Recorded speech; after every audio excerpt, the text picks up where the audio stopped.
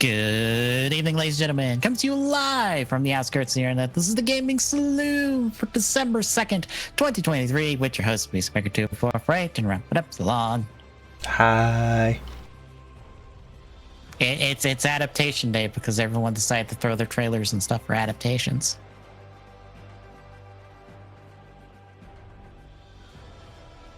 Sounds about right. I think one of the only things I don't have listed is like, hey, here's Shadow's boot for like Sonic 3, the movie. And I weirdly, I just have to look at the teaser and go, wait, isn't the post-credit scene like just Shadow in full in like some tank somewhere? We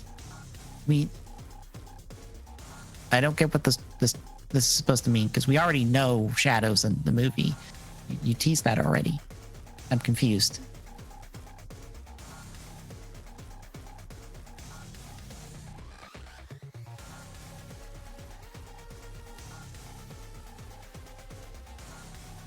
But yeah, it's a plethora of adaptations, as the title says. But first, it sounds like you've been playing the last couple weeks. About the only standout things kind of been I hopped back into some Star Citizen, and as I pointed out in the pre-show, desync sucks.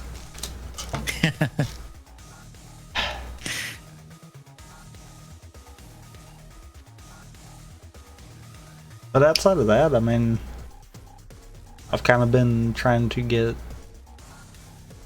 I guess, technically reacquainted with the way that salvaging's done. Mm-hmm. Because they did modify the keybinds a little bit, which is honestly for the better, but it's taken me a little while to get used to it again.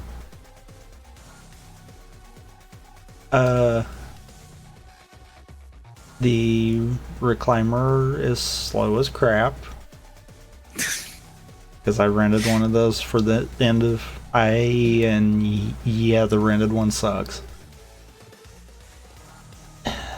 Quantum Drive sucks. It's a massive boat and barely can move in atmosphere. Its speed isn't that much better in space either.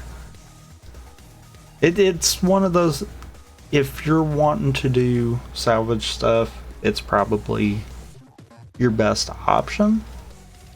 But if you're wanting to try to do it quick, no. Use a vulture.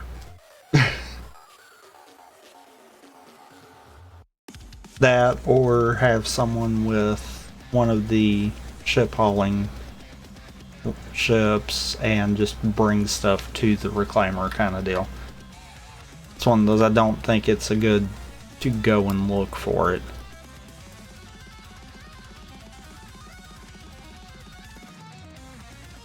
But outside of that, yeah, not really much else.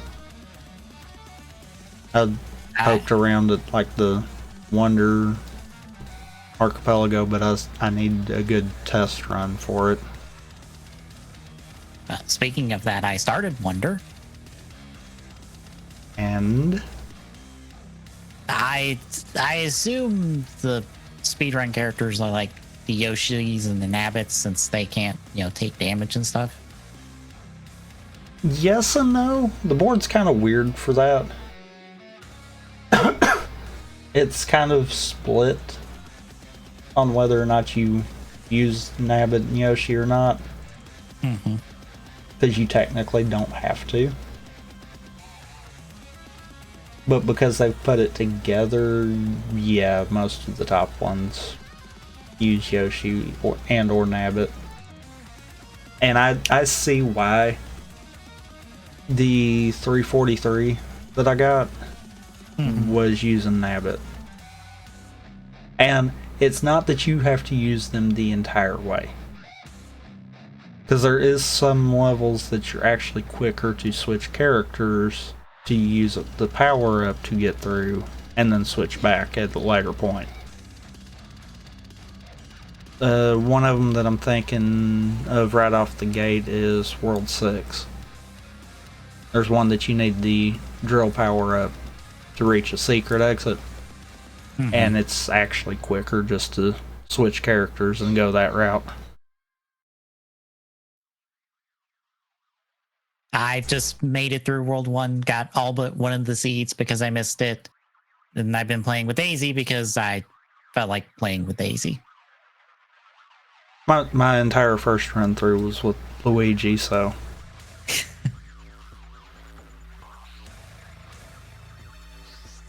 To be fair, I would be game for playing through with you, kind of deal. Mm-hmm. Since you know you can do that. Yeah. Also, I didn't realize this is a thing that made the rounds because I just apparently missed it the last couple days. There is like official, unofficial art of a Wah Peach from one of the concept art people for, I think it's like the second Mario Tennis game that's on the GameCube.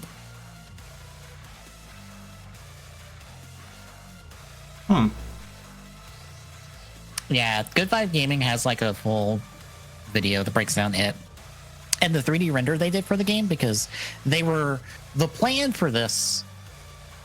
That is the wrong chat.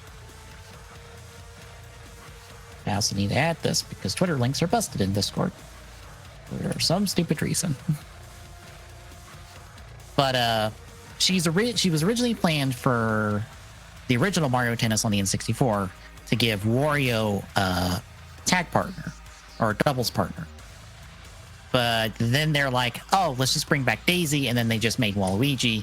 Therefore, no Wah Peach. They tried again for Power Tennis, but the plans didn't come through. There is a 3D model of the character. She's in purple-ish colors. But You know what it looks like they probably did too. Over time, at least. Yeah. It probably modified into some of the Splatoon designs. Honestly, yeah, it kind of reminds me of that a little bit.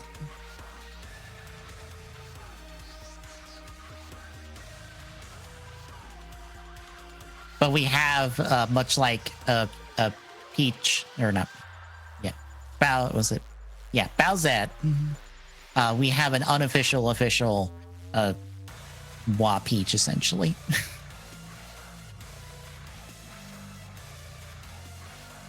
Which I'm sure people are all on board for doing art and stuff for. Probably. I have no idea.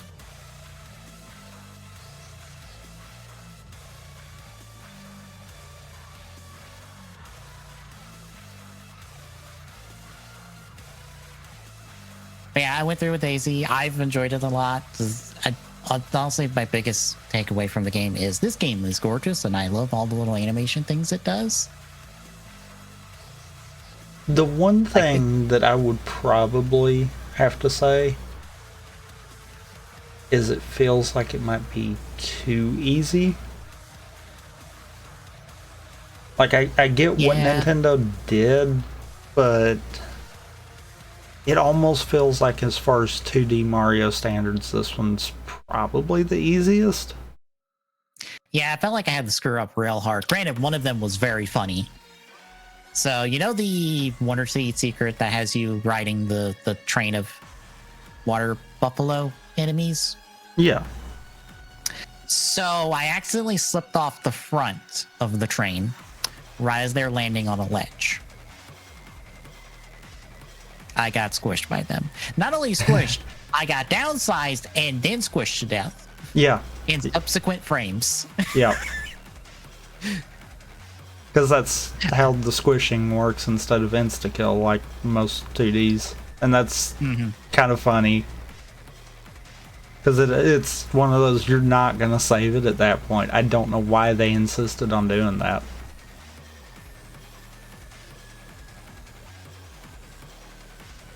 Yeah, I found that more often than not,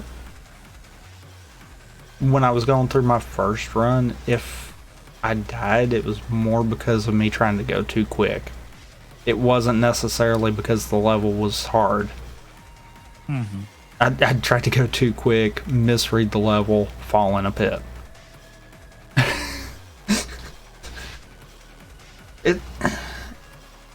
it's one of those, and I can't place why it feels too easy. I don't know if it's the level design or if it could just be the badges.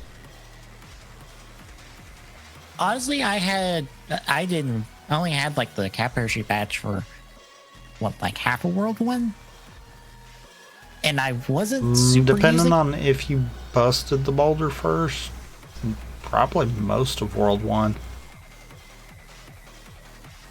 I think I went down first and then worked my way up in like the free roam area. Yeah, I went down first and then worked my way up. So I think I had the parachute for the back end of World 1.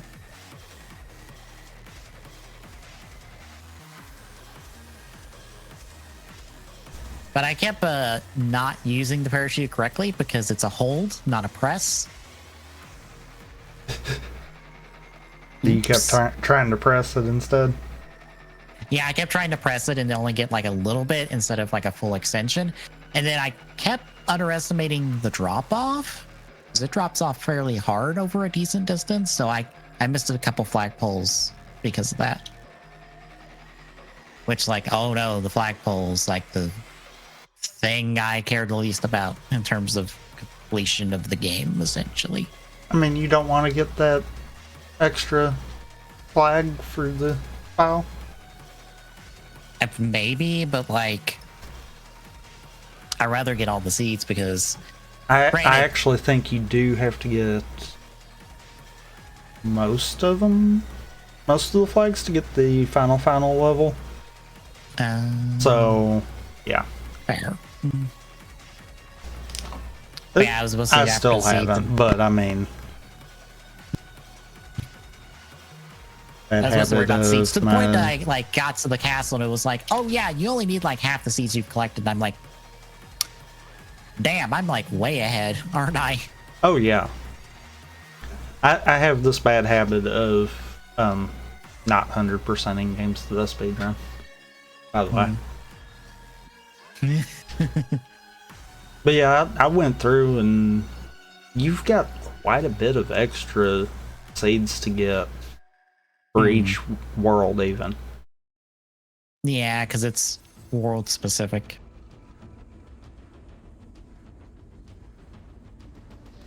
Also, I do like to touch that the extra coins are purple, meaning they are regional coins, which means this is just an Odyssey-esque location. Fair. Let's see. Besides that, did Honkai's 1.5 update? I think 1.5, 1.6, one of the two. The Ghostbuster update. That is, you hook up with the streamer girl that you can team up with, and she's like, "Hey, let's go investigate this haunted location and for clicks and all that hoopla." And then, oh no, you've run into chaos energy ghosts that want to possess people and drain their energy and possess their bodies because that's just what they do. Not maliciously, that's just how they are. So you take care of a big one, you meet small child who is possessed by a ghost for like a while. Essentially, they're Fila from Skullgirls, except younger.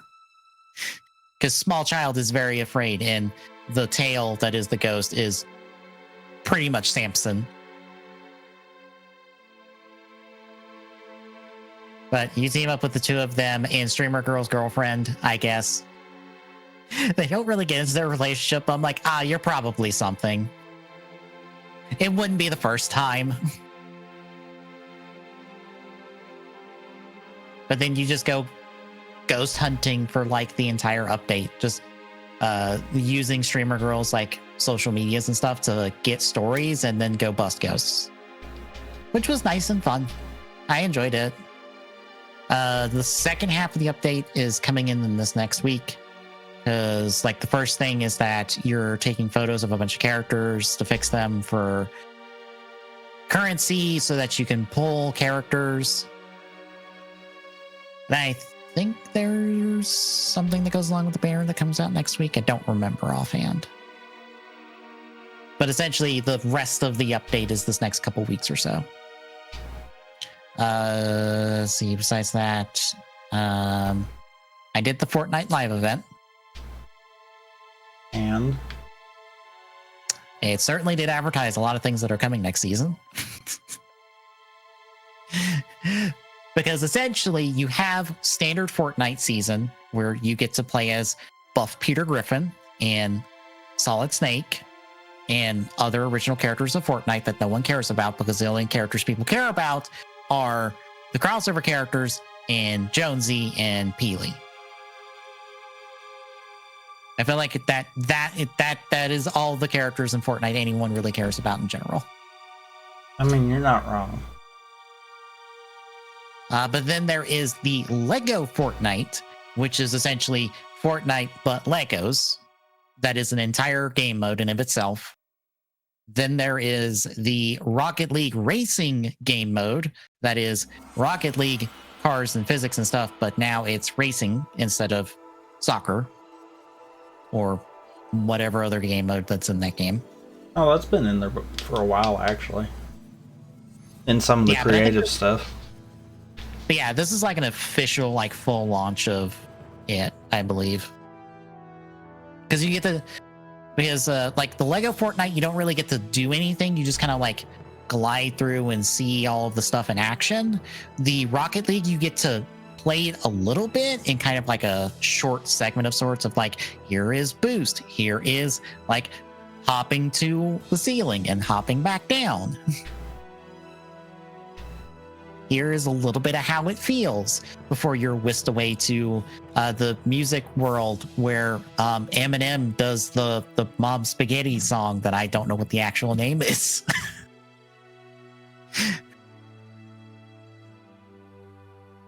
He does a bit, and then some other guy does this song that he says Godzilla at some point, and then I don't understand anything else he says because he is talking way too fast. But I'm like, yep, this is certainly happening. But that's like the four like pillars of next season, I guess, of here's your standard Fortnite, here is a different flavor of Fortnite, here is a Rocket League flavor if you desire that, but I don't know if it's going to be in Fortnite proper or a thing in Rocket League. That I'm not sure on. Because they're advertising it in Fortnite. But I don't know if it's in, like, if that is a game mode in Fortnite that they are putting in, or if that is a thing that's just in Rocket League that you can just go do. Since technically, if you have Fortnite Crew, you also have the Rocket League Season Pass. Because they did that some time ago. And then the music stuff is the music stuff that I don't care about anyway. So, neat. I did find it cool that their representation of the multiverse is here's a swirling galaxy, and then here's all of the bits and baubles and stuff that are related to the galaxy kind of in, like, over top of it, so that you go, oh, it's that galaxy or this galaxy and whatnot. Like, that's cool. That's a nice little visual design thing to represent a multiverse. Besides that, it's not much else. Like, I have other games I got for Christmas, but I haven't started any of them yet, just because I haven't felt the greatest last couple days, especially today, so...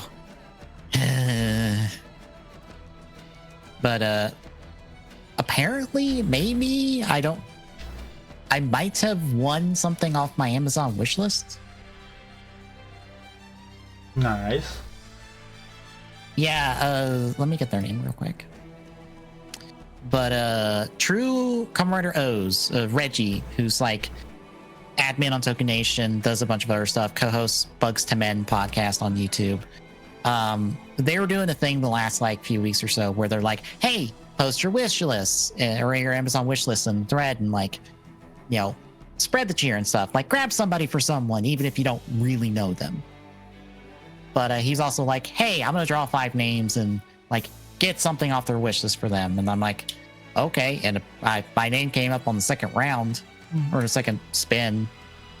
But he also said that somebody's wish list, there was nothing on somebody's wish list, but didn't specify who. And I'm like, well, I know my wish list works, but I also know that there's a bunch of weird stuff on my Amazon wish list. To give an idea, is even though I have separate wish lists for stuff, I only have like I have an Odds and Ends ones, and then Hot Wheels one, and then a manga one, which is just the Go Ranger and the Kamen Rider mangas that have been officially released. And then a Pokemon Adventures one, which is all the volumes of Pokemon Adventures I don't have. But like I have my RAM, the filament I want to pick up from a 3D printer, some of the Beast Drive stuff I've shown off, a binder for the Raikemi cards for the Legend Riders whenever I can finally eventually pick those up. So it's a weird oddball list of things that probably makes sense to no one if they're looking at it.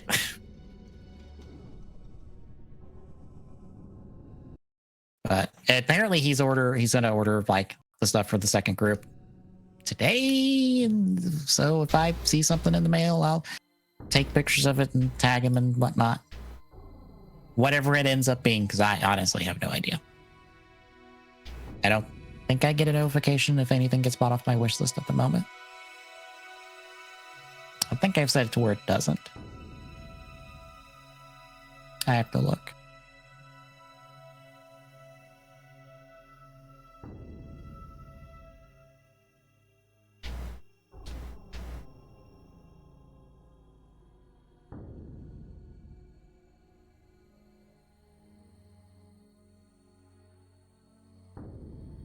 Okay, if something gets pulled off my list, I will see it. Okay. Besides that, not much else.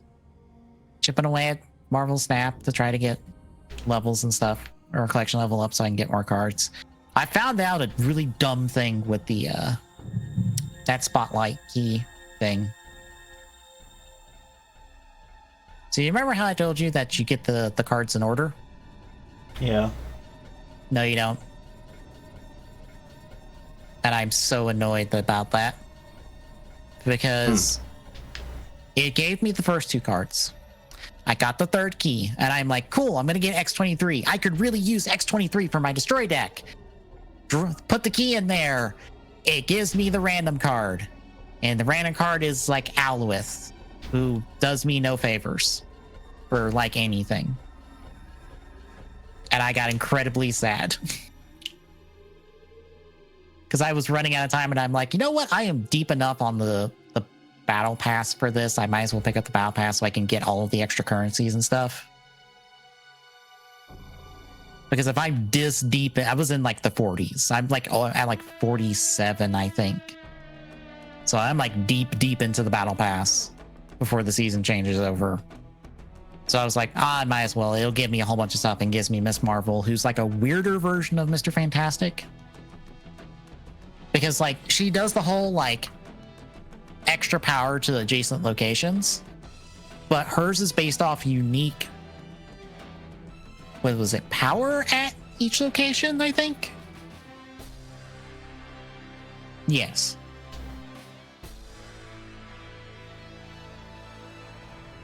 But yeah, I just got annoyed about that. And now that I've seen the current spotlight, which I don't remember what's in the current spotlight, I have to pull it up on my phone. Because it will probably be faster on my phone. Maybe. Maybe.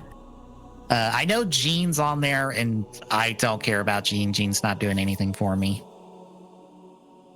Because I think it's all like X-Men characters, because the season changeover is going to be to Hellfire Gala.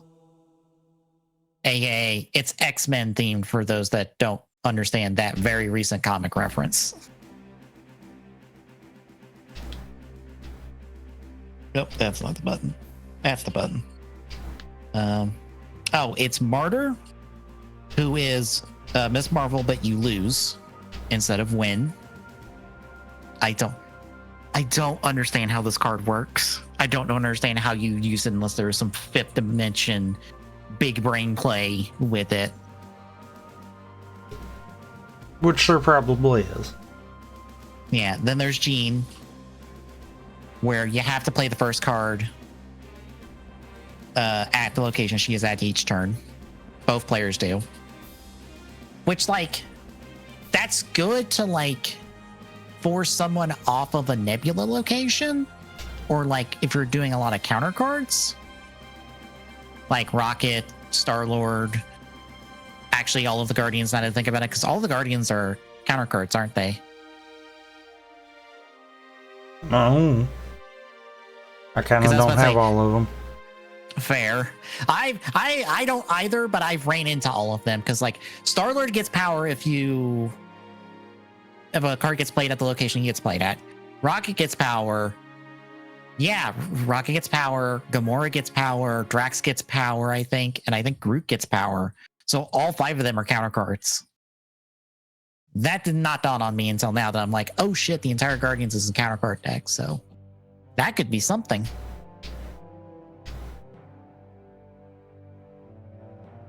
And then the last one is 2099 Spider-Man, who, much like the rest of the Spider crew, is move. He is move based.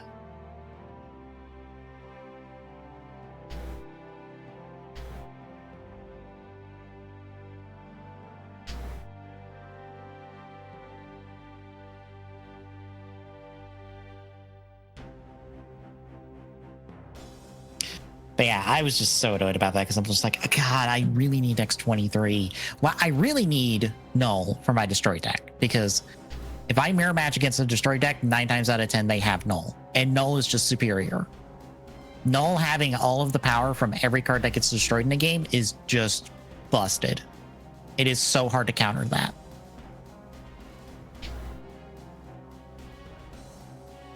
And I have no answer to that unless I can counter with Shang-Chi, which I have to be lucky and be losing the final turn in order to do so.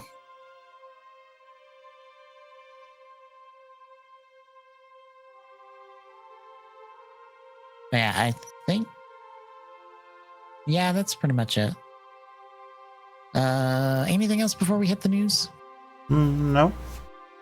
All right, then. First up, our first of our adaptations. We got our first look at the Amazon Prime Fallout series. Hooray! Sponsored by an empire near you. I swear that looks like a trooper helmet. Oh, the Brotherhood of Steel helmet. Mm-hmm. You're not wrong. Yeah, the Brotherhood of Steel helmets are very on par. At least it's power armor. Like, I'm not joking. Looking at this picture, if someone told me this was a Star Wars project, I would be like, okay, yeah, it is. Honestly, now that you think that, what is it in Mandalorian? Dark Troopers? Yeah, I think it is the Dark Troopers. Yeah. Yeah. Oh God, yeah. This. Uh-huh. It's even more because I don't know what this middle one is, but that middle one is dead on. I'm like, what? Why? Why is it that close? Because I can't be the only one that is thinking that. But legitimately, this picture right here, if someone told me this was a Star Wars adjacent project, I would be like, yeah, totally. I see it. But yeah, it's Fallout. I feel like this shit, what is the name for them? Irradiated people that have evolved with radiation. I can't remember the name of them.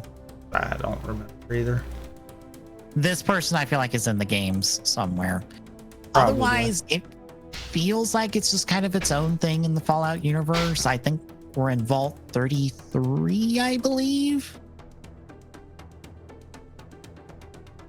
Yeah, we're in Vault 33. Our main character is from there. I don't know where Vault 33 is. I don't know if they say anywhere. You know, I hate saying it, but I'm honestly fine with that. Give it in the same universe. Let the games be their own thing, and let your story be just set in the universe of it. Yeah, honestly. More often than not, that works so much better. Because, okay, case in point, I made the reference, so I might as well pick at it too. The Dave Filoni stuff for Star Wars has ties to the movies, but they also can stand on their own. People that have never seen the movies can watch that and enjoy it and not feel like they're lost because they haven't watched the movies. And that's one of those, I wish more stuff would take that approach to it, where it's in the universe, you've got references to it, but it's references that if people miss it, it's not going to affect the show.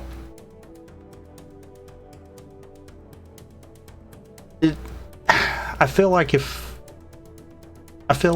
with the Halo show, if they'd done that approach, it probably would have went over better. Yeah. In all seriousness. Forget the fact that it's Chief. Pick some other random Spartan group out there and do something with that. Mm-hmm. Maybe have Chief make a cameo or something just so you can be like, oh yeah, look who we got. And then that be it. There was no need for us to take characters that everyone knows from the games and be like, oh yeah, this is not in the same continuity. Yeah. People are gonna draw that conclusion if you do that. It's like, come on. There's also a trailer out for this because, like I said, they dropped a whole bunch of trailers today after I did the notes and stuff, because I did the notes last night. But there's trailers and stuff out for a lot of different adaptations and other stuff that are coming out. It looks fine. Like, I'll be honest, Halo has made me wary of streaming adaptations of games because it should. In all seriousness, that should make everyone weary on it. But at the same time, I feel like if you get one that's coming out saying, look, we're just doing this in the universe, you're probably going to see references to stuff from the games, but that's about as far as we're going with it, then I think it shouldn't be bad. I think it also benefits that Fallout kind of has to, because the protagonists are nothing. They are whatever you made them to be in the Fallout games. So there's not really a main character to care about. Most people care about the party surrounding you more so than your character that you're playing as. Which, see, that couples with the fact of you do it from a different vault, and then you've got a completely new cast that you don't have to try to tie into the games whatsoever. Yep. You can make people like the cast, which is what you need to do. Mm-hmm. But anything else? No. All right, quick break to check in with some Marvel Snap news. Apparently, Marvel Snap's publisher is going under some restructuring at the moment, and that made people nervous, but the Marvel Snap dads are like, no, it's fine. We're cool. Everything's fine. Nothing's on fire. It's okay. Nothing's on fire yet. I also wanted to talk about something that kind of interesting that they're bringing in next season, which I believe is this week. They're bringing in a deck builder into the game. Like an internal deck builder where you can give it like one card, a bunch of cards. Like it seems like you can give it any number of cards and it will make suggestions on like what you should fill those empty slots with. So we're essentially taking stuff that already has been done from third-party plugins and adding it to the game. Pretty much. So you don't need the third-party plugin for that specific thing. Which people will still use the third-party plugin because Snap didn't have this built into it from the beginning. Right, but it helps mobile players, I think, at least. Does the third-party app work on mobile? Yeah, most of them do. Oh, okay, that I didn't know. So it's neat that it's there at least for people who are like, I don't know if I want this third-party app thing. That scares me, or like don't even know it exists. It's just like, oh, hey, cool deck builder. It's there for the people who don't have the app.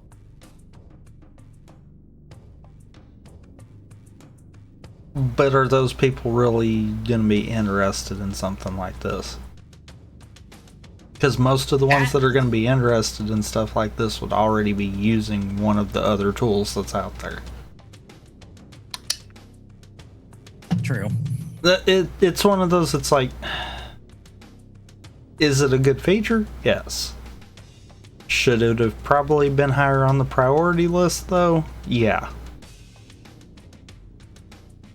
Because it should have been nipping on the heels from the game coming out, kind of deal. Yeah. Even in a rough form. Obviously, you're going to have people that will make third-party plugins that actually benefit far better than anything the devs can make. That happens a lot. But they should have had something leading into it before now, I feel like. Now it's just too late kind of deal. Some people might use it, but I have a funny feeling that it's going to be a very small fraction.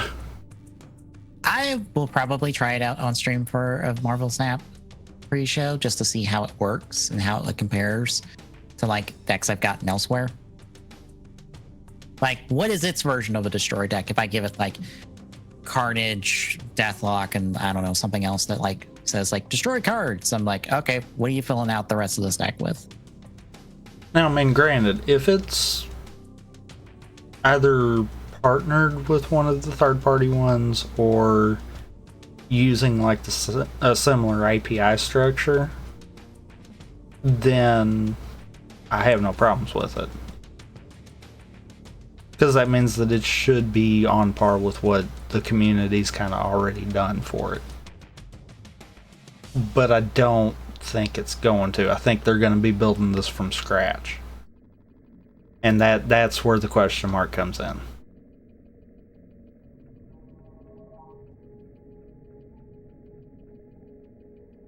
Well, anything else? No. So, in a fun little thing that was foreshadowing a future article, the entirety of Halo the TV show is free on the YouTubes for officially. It's on Paramount's YouTube because reasons. Well, we'll talk about in a second. Main reason is because it underperformed hard, but no, it couldn't have. Yeah. It did fine. It opened really well, right? And then it all fell apart from there. That's all it had for it. That is all it had for it. But yeah, like I said, this is foreshadowing because thanks to the Game Awards and now a trailer, season 2 of the Halo TV show is coming in February 8th on the Paramount Plus. And this image makes the show look a lot better than it was. Isn't this the same image for season 1? Probably. I'm pretty sure this is the same image for season 1. But yeah, from the trailer, we see that the Fall of Reach is going to happen. So that will probably be like the first 2 episodes. Oh no, the Fall of Reach is going to happen? Whoever could have guessed that? Yeah. I don't think there was any sign of Quinn in the trailer. You know, the thing that nobody liked from season 1 at all. It seemed to be primarily focused on Chief, Spartans, a little bit of Halsey, and Keys. Because it also seemed like 90% of the trailer was Fall of Reach. And then the last shot of the trailer is, oh, look, it's a Halo ring. Hooray. That's going to be the last shot of the season.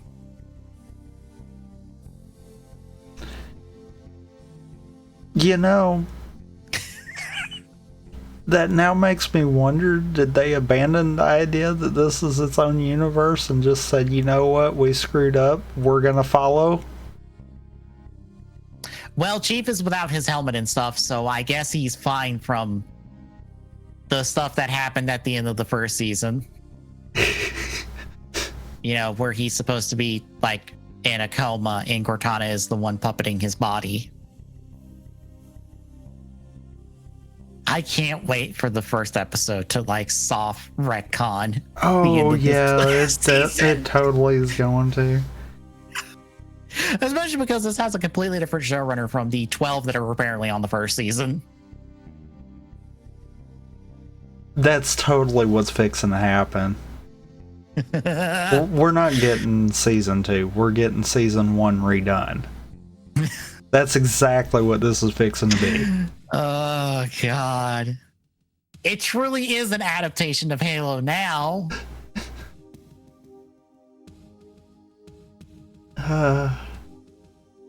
This would be like if 343 was trying to like reboot Halo. Halo Infinite. I mean hard reboot, not soft reboot. No, hard reboot. I still stand by what I said the first time. Fair. So yeah, this will happen. I will catch recaps of the episodes because oh boy, am I not watching this show. Absolutely not. I might be willing to watch the first episode. No, the first 2 episodes in case it does just like the last season. Let me rephrase that. I was about to say, you better be watching the first 2 episodes because that first episode's going to light us. I'm sure of it. I'm also going, okay, how long until Chief fucks in this season? I mean, how long was it in the last season? And then minus an episode, and then there you go. I think it was like halfway through.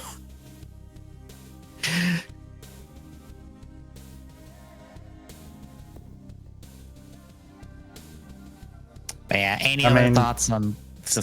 I mean, it'll be a very cheek-full show, that's for sure.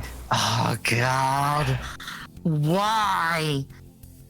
So much ass shown in this show, and I don't understand why. Both in the storytelling and visually. Like, damn, like, why? I don't... How many asses do I need to see in the show? It feels unnecessary. You know what that boiled down to? They got a certain rating and they're like, let's use this to its fullest. Because that is exactly what that boils down to. Now that I think about it, I need this because when I was watching a review of the first season from someone who was doing it, they mentioned when they were reviewing the episode where Chief had sex that, oh yeah, this is why there is an intimacy director in the credits for the season on IMDb. I feel like we need to start looking at the season 2 credits to be like, is there an intimacy director? If so, then somebody's fucking. It might be Chief.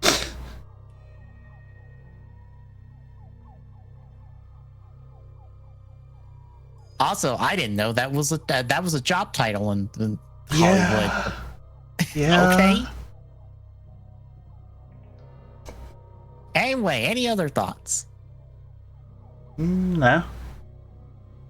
And grand tradition of here's the thing that's going to happen in a couple days after we do the show. The Rockstar's like, hey, by the way, Grand Theft Auto 6 is happening. Trailer December 5th. Bye. So we get our first trailer for the Grand Theft Auto 6. Are you excited? Meh. Fair. Like, I don't think I ever did all of 5 story. I know I never did. Fair. I know I did all of 4 story, but I don't think I ever did all of 5's.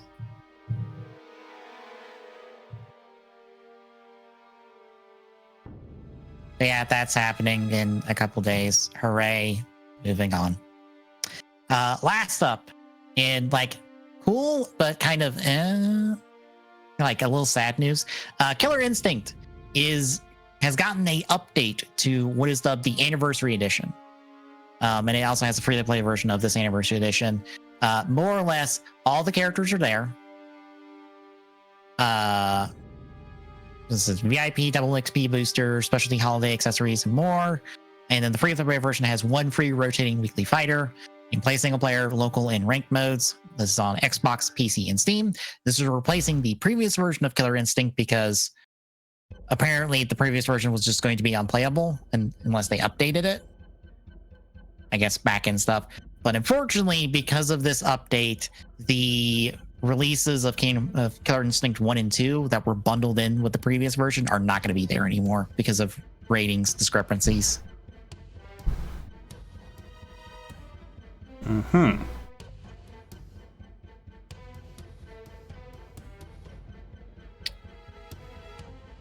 They're also retiring a la carte purchases of an individual fighters, so it's everybody or no one. But everything you have purchased will be there in the game. And anyone who had the previous version of Killer Instinct still keeps Killer Instinct 1 and 2. It's just a case of if you're coming in off this new version, you don't get those. So, again, weird ratings discrepancy is the issue there for some reason. Also, $30, and you get 29 fighters. So, neat, cool. Are you interested at all? No. Fair. Not the biggest fighting game player. I'm like, hey, Arbiter's in here. Unfortunately, his main skin is this god-awful Halo 5 design that I absolutely hate. I really don't like his 5 design. I've never liked his 5 design. But have you ever seen his 5 design? I feel like I have. Because I know it's in the 2A cutscene, like the booking cutscenes. I feel like that might be why I have, actually. Let me grab a picture.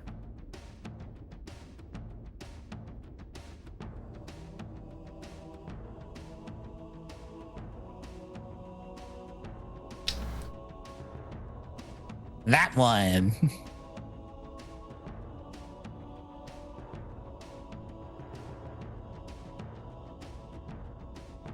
Why did he try to embrace his inner grave mind?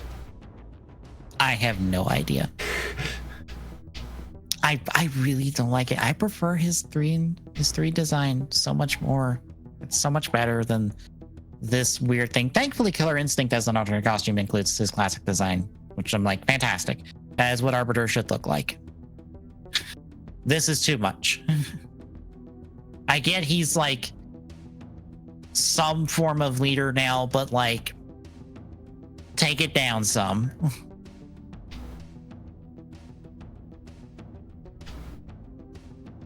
But anything else? Huh? All right, then. Releases. We're going to kick off on the 5th with Bomb Rush Cyberpunk for PS5. Born of Bread for Switch. Chessorama for Xbox One. Is that the chess fighting game? No. There's a chess fighting game out at the moment. I found out about it from Kaiju Carl because he played it on stream once, and I was like, okay, this is certainly a thing. Like, you play chess normally, but now the pieces do fighting game stuff in order to, like, kill each other. Which sounds weird. Disney Dreamlight Valley first was on Series X, PlayStation 4, 5, and Switch. This is like the full proper release of it because it's been in early access for a long time, but now it's fully available now as a premium release. They're not doing free to play because they don't want to. If you desire Disney but Animal Crossing, here you go. Or Animal Crossing but Disney, here you go. Cyberpunk 2077 Ultimate Edition for Series X, PlayStation 5. Farming Simulator 22 for Xbox One, Series X, PlayStation 4 and 5. Fitness Boxing Fist of the North Star for Switch. Front Mission 1 remake for Xbox One. We will move on to the one that cracked me up, and I had to go look. Forklift Extreme for Deluxe Edition for Xbox One and Series X. It's a forklift simulator. Like a top-down isometric forklift simulator puzzle game, essentially. It's a little down from what the title implies, I feel like.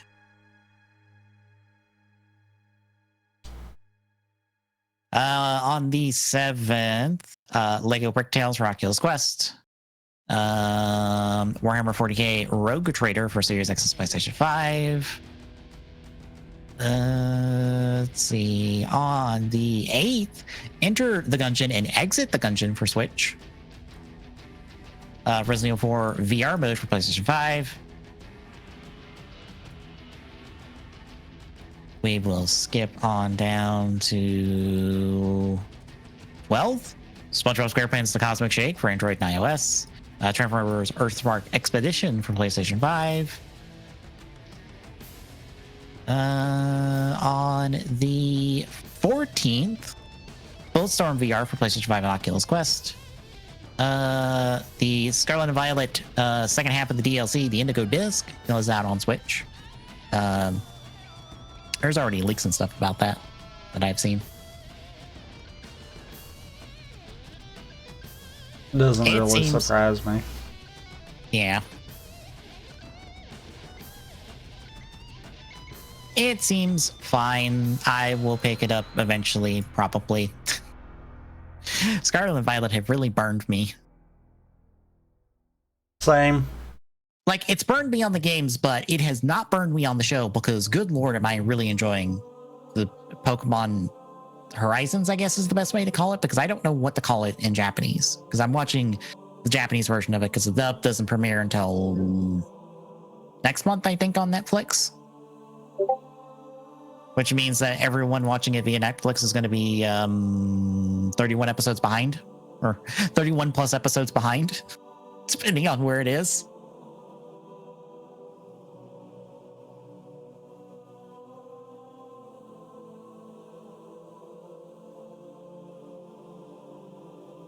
But yeah, the show is really good. I'm really enjoying it.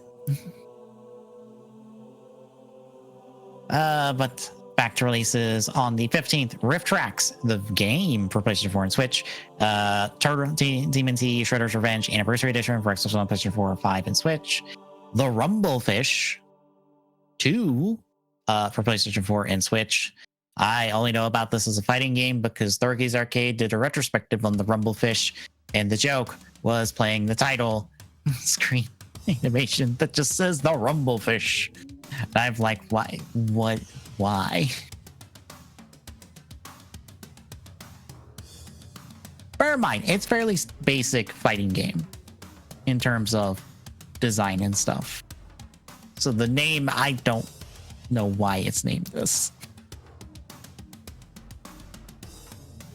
But that is the short list of releases. You can see the full list in our notes. Anything else? Nah. All right, then tomorrow I'm doing Memory of Heroes randomizer plus Tommy doing the Smash 64 one. Smash 64 one. Why did I blank. And it will be a multi-world, so hooray. Yep. I expect us to screw it up. Probably.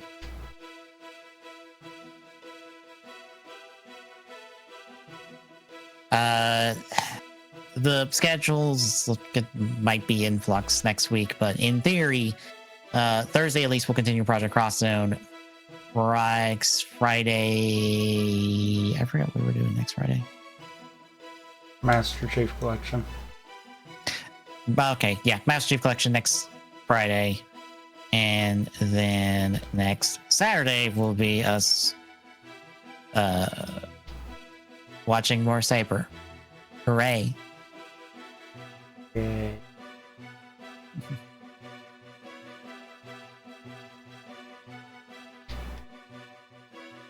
But if you like what you're seeing, folks, drop a follow. Really appreciate it. Chipping away that really cool. At TGS Network on Mastodon, that's really cool. And at TGS on Twitter, because it's updates of life.